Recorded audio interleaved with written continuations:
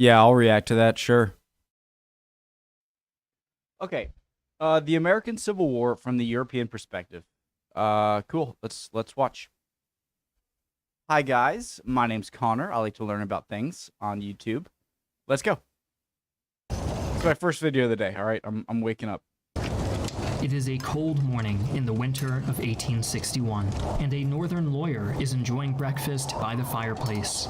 He reaches for the morning issue of the New York Times, hoping for news on the conflict with the rebels. All the papers have been fixated on the diplomatic incident last month with the United Kingdom. A ship smuggling rebel ambassadors had been intercepted by the Union.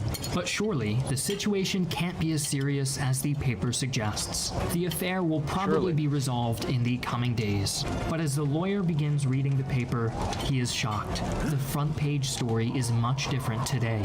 French troops have apparently crossed the border from Mexico into Texas in support of the Confederacy. Huh?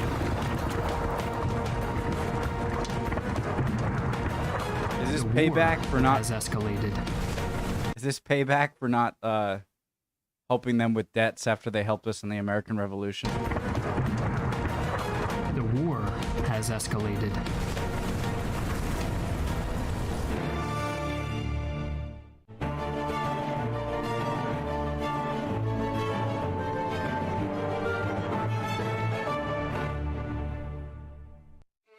Hi, I'm Griffin Johnson, the Armchair Historian. What you just saw is, of course, not what really happened.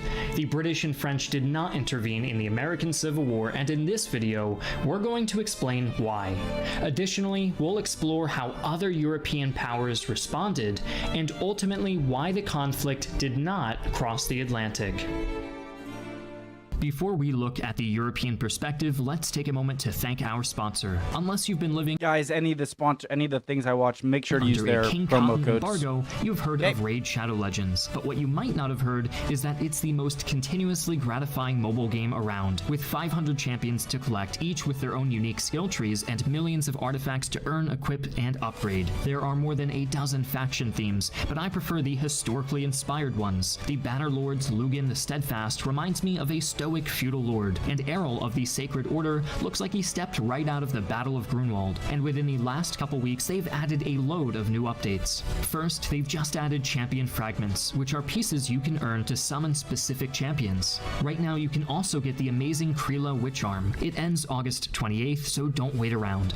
There's also a new Bazaar, where you can load up on high value items with gold bars you win in the Tag Arena, and they've just extended the daily login rewards to 270 days, with free champions available just for login. It's been a crazy month for updates, so there's never been a better time to start. New players will get 100,000 silver plus one free champion, Acolyte. All this treasure will be waiting silver. for you here in your inbox, but only for the next 30 days, so act now. Clicking the link in the description really helps out our channel, so head over to Raid Shadow Legends to tell them thanks for supporting history content. Okay, sorry, we're good. Even before the first shots were fired on Fort Sumter, foreign powers were watching the secession crisis in the United States very closely. The US in 1861 wasn't the global superpower it is today, but it was integral to the increasingly interconnected economies of the world. In addition, America represented the still uncertain experiment of Southern cotton fuel textile industries across Europe, while northern cities provided a market for manufactured goods. The amber waves of grain in the Midwest fed a sizable portion of Europe's population. democracy in the eyes of Europe. If the United States fell apart, it would make a strong case for the instability and danger of democratic reforms. With that being said, direct involvement in the faraway American War was not viable for most states in Europe. Sending men and materiel across the Atlantic was simply impractical for all but the largest empires, and Europe had no shortage of conflicts of its own to deal with. That being said, many countries did get involved indirectly, so let's run through some of. So this is in between. So the American Civil War is kind of smack dab in between the Crimean and Franco-Prussian Wars, right? So, I mean, you had the Crimean War, you had the, 48 or 49 revolutions. I forget what it was, 48. and then you had the Franco-Prussian War in 1870, right? 71. I could be a bit wrong. But in the 1860s, it feels like a lull in the. But what do I know? I don't know. That being said, many countries did get involved indirectly, so let's run through some of them now, before we take a deep dive into the two nations who were closest to intervening. First, we have the shrinking papal state, ruled by Pope Pius IX. Called for peaceful In resolution. 1862, a Confederate ambassador met with the Pope to convince him of the righteousness of the Southern cause. The ambassador came away from the meeting utterly convinced he had won Pius over, despite having to admit neither he nor Confederate President Jefferson Davis was Catholic, and outright refusing the pontiff's suggestion that the Confederacy consent to gradual emancipation of its slaves. The Pope later wrote a letter to Davis, which was enthusiastically mistranslated as a formal recognition of the Confederate States. Yeah, hasn't the U.S. always been a pretty heavily Protestant country? I should know this, but I don't. I think Kennedy was the only Catholic president. So I don't know why the Pope would be so was crucial. Enthusiastically mistranslated as a formal recognition of the Confederate States of America as an independent nation, which was soon turned into wartime propaganda. The next nation on our list is the Kingdom of Prussia. Several Prussians were sent to fight in or observe the war on both sides, and throughout the Civil War, these Prussian officers were consistently impressed with themselves by comparison to what they saw as disorganized and poorly. You got me. You got me. I was like, no way. They were impressed with themselves. By comparison to what they saw as disorganized and poorly trained American armies. In particular, Captain Justus Schreiber scoffed at how little formal training both sides had given their officers before the war. Americana. Schreiber and other Prussians did take note of the advances in engineering and defensive tactics made during the war. I feel like that can just sum up Europe's view of America as a whole. Americana. Before the war. Americana. Schreiber and other Prussians did take note of the advances in engineering and defensive tactics made during the war, but attributed most of their success to the vastly different terrain and other circumstances unique to North America. While many Prussian-born officers did observe or command in the conflict, Oh, I'm sorry. That was gross. I'm sorry, but bless you. the kingdom as a whole was most concerned with unifying Germany and was not significantly influenced by the Civil War, coming away from their observations more certain than ever of their own superiority. Further west, the dwindling Spanish Empire took the Civil War as an opportunity to reclaim some of its lost American colonies and occupied the Dominican Republic in 1861. The Spanish faced resistance almost immediately, and in 1863, full-scale rebellion began. Soon, Spain had lost control of all but the capital of Santo Domingo, and they unsuccessfully fought the rebellion for 2 more years before withdrawing completely. Others sided more firmly with the Union. On the Italian peninsula, the leaders of the mighty empire of San Marino wrote to President Lincoln to show support of his cause and to offer Lincoln citizenship. Lincoln gratefully replied, accepting the offer and establishing the first diplomatic relations between the U.S. and San Marino. As for the kingdom one exception was Giuseppe Garibaldi, the famous leader of the Italian unification movement. American diplomats approached him with an offer to serve as a general in the Union Army, but he declined because he was appointed supreme commander. He was of Naples area, right? Southern. They were far more concerned. Umberto was more north, right? And San Marino. As for the Kingdom of Italy, they were far more concerned with consolidating their new territory. Finally, to the east, the Russian Empire, which saw a strong United States as an important counterweight to the British Empire, vocally supported the Union, but it never extended an offer of military aid. Like the rest of Europe's leaders, the Russians were unwilling to entangle themselves in a bloody faraway conflict on another continent. The only two nations that came anywhere close to getting involved were the British and French empires. In both nations, public opinion was largely divided along class lines. The landowners tended to support the wannabe aristocrats of the South, while the middle and working classes tended to support the Union. This is a bit of an oversimplification, but while the public discourse surrounding the conflict was nuanced and varied, it also was almost entirely irrelevant. People hotly debated, and the newspapers printed countless think pieces and exposés, and yet the decisions about whether Europe would intervene in the American Civil War were made by a mere handful of powerful figures. In France, Emperor Napoleon III, the nephew of the far more successful Napoleon Bonaparte, sought to expand the territory and influence of the French Empire around the world. This initially led him to see the American Civil War as an opportunity. Ever since 1823, the American Monroe Doctrine had prevented the European powers from extending their influence into the Western Hemisphere.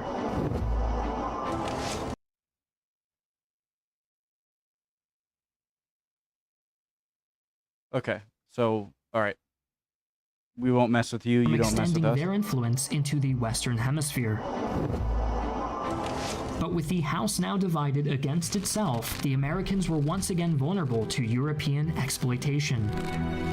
A mere 8 months after the Civil War broke out, Napoleon invaded the Republic of Mexico. His army swiftly toppled the government and installed an Austrian noble as Emperor Maximilian I of Mexico. U.S. officials were outraged about this. There was nothing they could do as long as the Confederates controlled the Mexican border. Eager to protect his new puppet, Napoleon wanted to recognize the independence of the Confederacy, but Union diplomats made it very clear that recognition of the rebels would lead to all-out war, and France was unwilling to take the risk. Without allies, and with the growing kingdom of Prussia waiting to strike in Europe, Napoleon decided not to go to war without the support of Britain. Unfortunately for Napoleon, that support was unlikely, as the leaders of Britain had few reasons to get involved. While Prime Minister... The Chancellor of the Exchequer, a staunch defender of slavery, was eager to intervene on the side of the Confederates, fearing that Union victory would spark a race war. Lord Palmerston and other ministers were sympathetic to the Confederacy, the cabinet recognized that it was not economical for them to go to war. British financial institutions were heavily invested in railways and other projects with Union territory, and northern states of the U.S. were some of the chief importers of British and French luxury and manufactured goods. Furthermore, by 1861, 40% of Great Britain's wheat imports came from the Union. France was similarly reliant on Union food imports, and Napoleon III was no doubt wary of having to tell a hungry French populace, let them eat cotton. Both nations did have economic ties to the South, with Southern cotton fueling much of the British and French textile industries. Unlike Northern grain and trade markets, however, Southern cotton could be replaced. Both countries had built up sizable stockpiles by 1861, and when the surplus ran out, subsequent cotton shortages were offset by imports from the British territories of Egypt and India. Besides economics, diplomacy also played a major role in keeping Europe out of the Civil War. Confederate diplomats were inexperienced and clumsy, chosen by President Davis for personal and political reasons rather than for diplomatic skill. Davis was convinced that all he had to do was dangle the South's great King Cotton before the European powers, who would then eagerly offer their support. The Union, meanwhile, engaged in more So is cotton, like, they really want cotton, is it mostly to do with clothing? Like, or were there other really important uses for cotton that I'm not aware of? Skillful and subtle diplomacy, which culminated in the Just for clothing. I don't mean like that's not a big deal. I just mean like, was that the only reason? Union, meanwhile, engaged in more skillful and subtle diplomacy, which culminated in the diplomatic masterstroke that was Lincoln's Emancipation Proclamation. By announcing to the world that the Union was fighting to end the institution of slavery, he effectively made the Civil War a moral conflict. By making this narrative clear, Lincoln ensured that politicians in Europe could not express their support for the Confederacy without being seen as pro-slavery. As a result of these economic and diplomatic factors, there was never a serious push within the British government to get the empire involved with the You guys, it is a very difficult thing for me to imagine 1800s be like it is how do I word this? It is very like the idea that having the cause that even in the 1860s having a cause for ending slavery was that much of a fear of being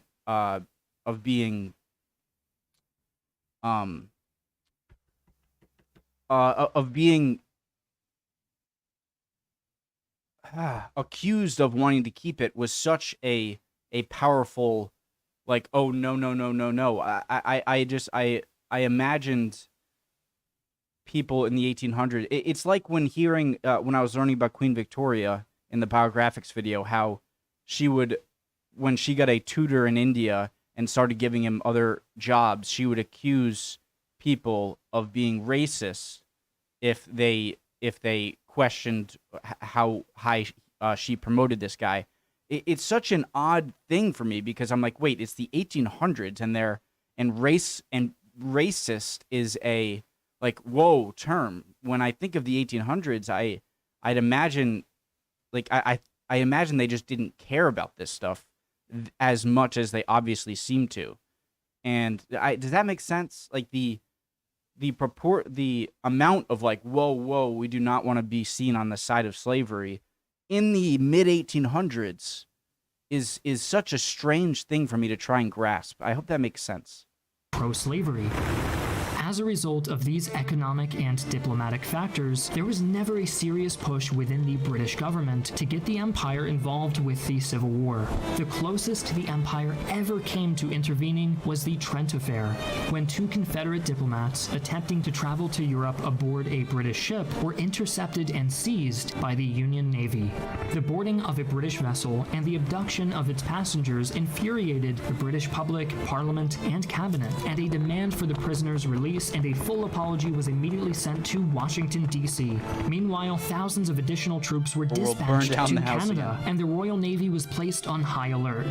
Thousands of additional troops were dispatched to Canada, and the Royal Navy was placed on high alert. President Lincoln recognized the danger and promptly complied with the British demand, releasing the diplomats and issuing a vague faux apology to satisfy the British. Aside from the close call of the Trent Affair, no European nation ever came close to intervening in the American Civil War.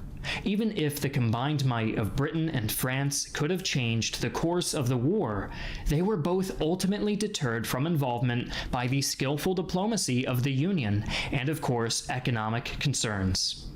Although there were factions in Europe that supported the Confederacy, in a rare moment, practical considerations outweighed ideology.